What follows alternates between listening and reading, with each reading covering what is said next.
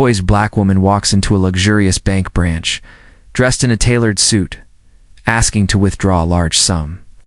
The teller's smile quickly fades. Whispers ripple among the staff. Then, in a calm voice, she says the words that freeze everyone. "In place, I own this bank." The morning sun streamed through the tall glass windows of the bank, casting long golden beams across the polished marble floors.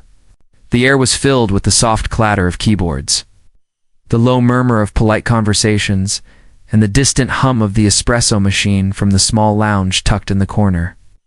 Everything about the place exuded calm professionalism. An ordinary day in an upscale branch that served the city's wealthiest clientele, customers waited in plush leather chairs flipping through financial magazines, and the staff moved with the smooth precision of people who'd done this routine countless times before. Then, the rhythm of the morning shifted. The door opened, and a woman stepped inside, her presence subtle yet commanding. She didn't rush, didn't glance around to take in the space. She walked as though she belonged here, her steps confident, her expression unreadable. Heads turned briefly in curiosity before settling back into their business. Though a few pairs of eyes lingered on her tailored suit and the quiet authority in her posture. Without hesitation, she approached the VIP desk, where a young teller greeted her with the kind of professional warmth reserved for high-profile clients. She leaned slightly forward, her voice calm and measured, requested a large cash withdrawal. The teller's smile wavered almost instantly. He glanced at the screen, typed something, and his brow furrowed. The figure she had stated was significant, large enough to draw attention even in a branch that regularly dealt with big transactions. He recovered quickly, though not completely, and asked for multiple forms of identification.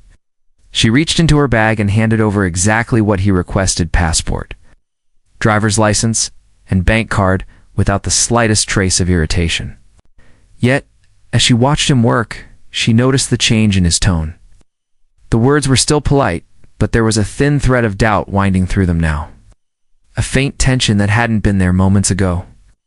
While he scanned her documents, she caught movement in her peripheral vision to other employees at the far end of the counter, leaning slightly toward each other, whispering. Their eyes flicked toward her and then quickly away, as though they didn't want to be caught staring. The teller hesitated before saying he would need to verify her account further. He glanced toward a side office, and within moments, a manager emerged. The man had the easy smile of someone accustomed to diffusing tense situations, but his words carried a different weight. He suggested ever so politely that perhaps she had misunderstood the type of account she held, or its current balance. His tone was subtly patronizing, the kind of voice someone might use when explaining a complex concept to a child. And though his lips curved upward, his eyes didn't match the smile. She kept her own expression neutral, but inside she felt the first flicker of irritation. She knew her account. She knew her balance. She also knew this wasn't about numbers. It was about assumptions. She handed over additional paperwork without argument, deciding not to reveal who she was just yet. There was value in seeing exactly how far this would go, in allowing them to show their hand completely before she played hers. She sat back slightly in her chair, folding her hands in her lap, watching the manager scan the documents with exaggerated thoroughness. Then came the comments, small, almost throwaway remarks that carried the weight of judgment. One employee suggested she might have meant a different branch, because people usually go downtown for amounts like that. But another remarked that the sum she was requesting wasn't realistic for most customers. They would need to take extra steps to ensure everything was legitimate. It was subtle, almost careful in its wording, but the message was clear. They didn't believe she should be able to access that kind of money. She could feel the room shifting around her now, the way staff members glanced over every few seconds, the way the atmosphere thickened with unspoken doubt. She looked past the counter to the rest of the bank, noticing how other customers, many of them requesting large transactions, were being helped quickly and without hesitation. Their interactions were filled with easy laughter and warm smiles. No one was being asked to wait. No one was being told their request might be unrealistic. No one was being scrutinized in quite the same way she was. Still, she remained composed. Every time the teller or the manager spoke to her, She responded with measured politeness, her voice steady, her eyes calm. She wasn't here to raise her voice or demand attention. She was here to let them dig their own hole, to see just how deep they would go before realizing who they were dealing with. But she could feel the weight of every whispered word, every suspicious glance, every unnecessary delay. It was almost fascinating to watch it unfold, like a slow-motion train wreck where everyone involved was blissfully unaware of the disaster they were heading toward. When the teller excused himself to double-check the account with the back office, she noticed him pause by another employee's desk, leaning in to murmur something that made the woman behind the desk glance sharply in her direction. A small group of staff now seemed to be quietly discussing her, their eyes darting to her. Every so often, the message was unspoken but obvious. They were trying to decide if she belonged here. She could almost hear their thoughts. How could someone like her possibly have that much money? The minutes stretched on, the polite mask of customer service growing thinner with each passing moment. She could feel the irritation simmering beneath the surface of their voices, as though her refusal to be flustered was somehow making her more suspicious in their eyes. The manager returned with a new excuse: additional verification process that would require more time. She smiled faintly, nodded, and waited. Inside, she was cataloging every word, every glance, every moment of hesitation. She already knew how this would end. The journey there was proving to be an illuminating study in quiet prejudice. From her seat, she could see her reflection in the bank's glass doors, the relaxed hands, the composed face. To anyone else, she looked like a woman patiently waiting for a transaction to be processed. But behind that stillness was the coiled strength of someone who had spent years navigating situations exactly like this. Someone who had learned that power wasn't always about raising your voice. It was about choosing the perfect moment to speak. That moment hadn't come yet, but it would. And when it did, this quiet lobby would never forget it. The woman sat in her chair, her posture relaxed, but her eyes sharp, scanning the room with quiet awareness. She noticed what she had already suspected: other customers were moving through the line with ease, some making transactions that, by her estimate, were just as large as hers, if not larger. One man in worn jeans and a baseball cap walked up to the counter with a check in hand. Within minutes, he left with a thick envelope of cash and a cheerful goodbye from the teller.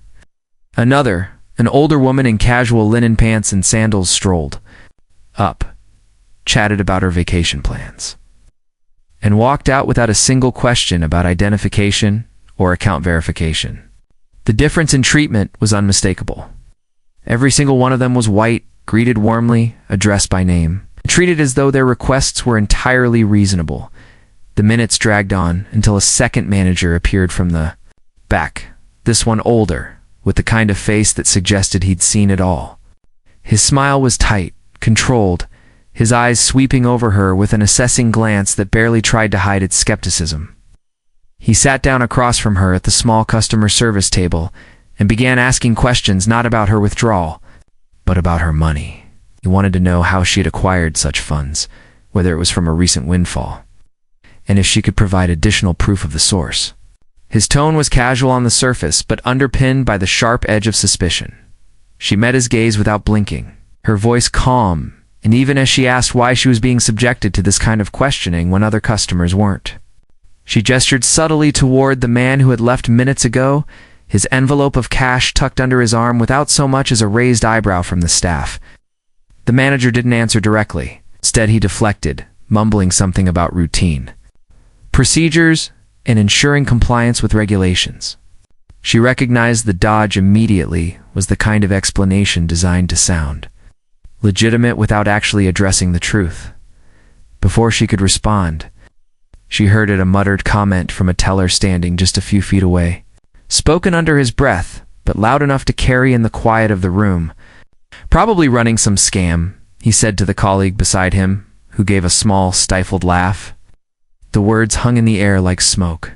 She didn't react outwardly, but inside, something shifted. Her patience, stretched thin already, felt the first tear. Yet still, she didn't reveal her identity. That would be too easy, too quick. No, She wanted the full measure of their behavior laid bare before she struck. The atmosphere began to change. A call had been made, and a uniformed security guard appeared in the lobby. Moving with the deliberate slowness of someone trying not to alarm other customers, he positioned himself just a few steps away from her, close enough that she could see his hand resting lightly on his belt, his fingers brushing the radio clipped there. He didn't speak, but his presence was a message all its own. They saw her as a potential threat. She let her gaze rest on him for a long moment, then turned her attention back to the manager, who was still speaking in carefully measured tones. Around them, the quiet murmur of the bank began to shift. Customers were starting to notice. A woman, near the front of the line, looked over her shoulder more than once. A young man sitting in the waiting area took out his phone and angled it discreetly in her direction, recording the interaction. Another customer, an older gentleman in a tailored blazer, whispered to the person next to him, his eyes darting toward the security guard and then back to her. The story was writing itself in the minds of everyone watching. Something was happening. Here, something worth paying attention to. She could feel the weight of those eyes on her, but she didn't shrink from it. If anything, she leaned into the moment. Slowly, she shifted in her chair, leaning back until her posture spoke of unshakable confidence. Her hands rested loosely on the armrests. Her gaze moved across the room with deliberate slowness, and the faintest hint of a smile touched her lips. She looked in that instant like someone entirely in control of the situation. Like someone who wasn't worried in the slightest about how this would end, because she wasn't. The guard's eyes narrowed. Slightly, perhaps unsure of how to read her calm demeanor. The manager shifted uncomfortably, aware of the phone's recording, but unwilling to back down. The tension thickened in the air, settling over the lobby like a heavy blanket. Every word exchanged now seemed to carry extra weight. Every movement drew the gaze of at least one spectator. The bank's polished calm had been replaced with something more electric, an undercurrent of conflict that could ignite with the smallest spark. She glanced toward the door, as though considering leaving, but then returned her gaze to the manager. She wanted them to believe, if only for a moment longer, that they were in control, that they could dictate how this interaction would play out. It would make what came next all the more impactful. For now, she'd let them continue to speak in circles, to pile on unnecessary procedures, to show everyone in the room exactly who they were when they thought they held the power. Inside, she was timing it perfectly. The longer this played out, the sharper the impact. When she finally decided to reveal the truth, the doors to the back office opened, and a man in a dark, perfectly pressed suit stepped into the lobby. His stride was purposeful, his face composed. In that corporate expression meant to signal authority and calm at once. The murmurs in the bank quieted as he approached, and even the security guard straightened slightly, recognizing the presence of someone higher up the chain. This was the branch director. He came to a stop in front of her, offering a smile that didn't quite reach his eyes, the kind of smile that seemed more like a formality than a gesture of warmth. His voice was smooth, deliberate, and just loud enough for the customers nearest to hear. He explained that withdrawals of such magnitude were not typically handled at the branch level without executive approval. It was standard protocol, he said, his tone carefully neutral, though the faint undertone of doubt was still there. She sat in silence, watching him speak, letting him roll out the same rehearsed lines she had heard from the managers before him. He spoke of procedures, of compliance, of the need to protect the integrity of the bank's operations.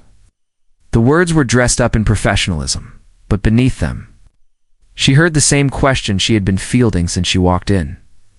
What was she doing here with that kind of money? She let him go on, her face impassive, her eyes steady, her hands resting loosely in her lap. The director glanced briefly toward the staff at the counters, as though seeking silent affirmation before adding the final line that they would need to contact corporate for permission to release the funds. It was then, that exact moment, that she decided the performance had gone on long enough. Slowly, she rose from her chair. The sound of the movement drew the attention of more customers, and the air in the room seemed to hold still. She took a breath, not hurried, not sharp, but steady, as though preparing to speak in a boardroom rather than a bank lobby. Then her voice cut cleanly through the quiet. "You don't need to contact corporate," she said, her tone measured but carrying the weight of absolute certainty. She let the pause linger, the silence stretching just long enough for every ear in the room to catch her words. Then she continued, "I am corporate." In fact, her gaze swept slowly across the stunned faces around her. "I own this bank." The effect was immediate and electric. The hum of background noise vanished entirely. Stillness settled over the room, so complete that even the faint tapping of a keyboard somewhere in the distance seemed to stop. The staff froze mid-motion, one teller holding a stack of forms, another with a pen poised above a signature line, both staring at her with wide eyes. The color drained from one manager's face, while another's mouth opened slightly as if to speak, but no sound came out. The security guard's stance softened, confusion flickering across his features. Customers, phones already in hand, now held them higher, recording every second without even pretending to be discreet. From her bag, she pulled out a sleek leather folder and placed it on the table between her and the branch director. Her movements were unhurried, deliberate. With a precise flick of her fingers, she opened it to reveal a neatly organized set of documents, ownership agreements, acquisition records, and an embossed contact sheet listing the names and direct numbers of the entire executive board. The papers gleamed under the overhead lights, each page stamped, signed, and indisputable. The director reached for them, his hands betraying a faint tremor as he flipped through the first few pages. His eyes darted from line to line, scanning the legal seals, the signatures, the dates, each confirming the truth she had just spoken. He swallowed hard, a faint sheen of sweat beginning to form along his temple. He turned another page, then another, as if hoping to find some detail that might change the reality staring back at him. But there was none. Every line declared, in black and white, that the woman standing before him wasn't just a client, she was the owner. A ripple of movement passed through the staff behind the counters. One teller straightened abruptly, their earlier suspicion melting into something that looked uncomfortably like fear. Another hurried to tidy their workspace, as though the act might somehow undo the impression they had already made. Words of the apology began to spill from more than one mouth, the tone shifting with dizzying speed from guarded professionalism to desperate hospitality. Offers of coffee, water, a private office to complete her transaction, anything to smooth over the scene that had just unfolded. She didn't smile. Her face remained composed, her posture unshaken.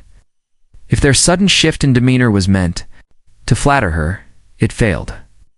The customers seated nearby leaned forward, caught between shock and fascination, their eyes moving between her and the staff as though watching a live play with an unpredictable script. One man in the corner muttered something to his companion about never judging a book by its cover, and a woman near the door shook her head slowly, clearly astonished by what she was witnessing. Her voice rose just enough to carry across the lobby, steady and unflinching. She began to speak not only to the director, but to everyone present. She told them how this branch, these marble floors, these glass walls, were part of a network she had spent years building from the ground up. She spoke of the long nights, the negotiations, the barriers that had been placed in her way, not by numbers or market conditions, but by people's prejudices. She talked about the assumptions she had faced, closed doors she had pushed open, and the glass ceilings she had shattered one by one. She wasn't here, she said, because of luck or a windfall. She was here because she had earned every piece of this empire with strategy, determination, and relentless work. The room was silent, except for her voice. The customers absorbing every word, the staff standing motionless behind their counters. She didn't raise her voice, didn't need to. The weight of her presence was enough. And as she finished, letting the truth settle into the stunned air of the lobby, she closed the leather folder and placed it neatly back in her bag. The point had been made. The balance of power in the room had shifted entirely, and now everyone knew exactly where it resided. The branch director, still visibly shaken, handed over the withdrawal slip to the teller, who moved with nervous precision to count out the money. The bills slid into a crisp envelope, the sound sharp in the otherwise silent lobby. She accepted it without fanfare, her fingers closing around the weight of the sum she had come for. But instead of turning and heading for the door, she paused. Her eyes swept over the room, the frozen faces of the staff, the wide-eyed customers holding their phones aloft, the security guards standing stiffly by the entrance. She took a slow breath and stepped away from the counter, walking deliberately toward the center of the lobby. Every movement drew attention. The space seemed to hold its breath. She turned, facing the room fully, her presence filling it in. Way no title or document could capture. Her voice was calm even, but it carried effortlessly to every corner of the bank. She said that what had happened here today wasn't truly about money. The money was just a prop, a trigger for something much deeper and far more dangerous. What had taken place in this room, in the long pauses, the narrowed eyes, the unnecessary questions, was about assumption and bias. About the quiet, corrosive way people decided who belonged and who didn't. She told them that she had been tested. Not for her banking credentials or account validity, but for her perceived right to stand in this space and make that request. And that, she said, was the problem. Several customers nodded, the expressions on their faces shifting from curiosity to understanding. Those who had been recording adjusted their grip on their phones, realizing the footage they had was no longer just a confrontation, it was a statement, a moment of clarity worth preserving. The branch director, standing to her left, cleared his throat and began to speak. His apology came out rehearsed at first, but then softened into something more earnest as he acknowledged the embarrassment of the situation. He said he was sorry for the inconvenience, for the misunderstanding, for how she had been treated. She turned her head toward him, her gaze steady, told him the apology wasn't for her. She said it was for every customer who had walked into this bank, confident in their own right to be here, only to leave feeling diminished.